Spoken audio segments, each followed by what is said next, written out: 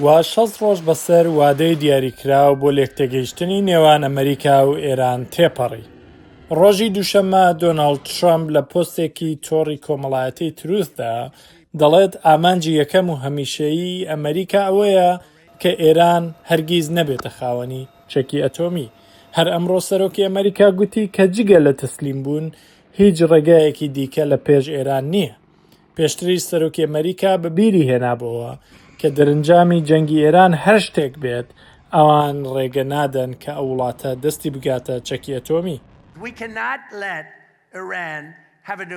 نابێت هەرگیز ڕێگە بدەین ئێران چەکی ئەتۆمی بەدەست بێنێت. ئێوە دەڵێن چی؟ ئەگەر کەمێک پارەی زیاتر بە بەنزین دەدەن ئەوە نرخێکی بچووکە بەرامبەر ئەوەی ڕێگری لە وڵاتێکی وەک ئێران بکرێت کە دەیەوێت چەکی ئەتۆمی بەدەست بێنێت. ئێران وڵاتی یەکەمە لە پشتگیری گروپە تیرۆریستەکان لە سەرانسەری جیهاندا. توندبوونەوەی لێدوانەکان بەرامبەر بە ئێران لە کاتێکدایە کە گەمارۆی توند لەسەر بەندەرەکانی ئێرانە و بیر لە گەمارۆی وشکانیش دەکرێتەوە.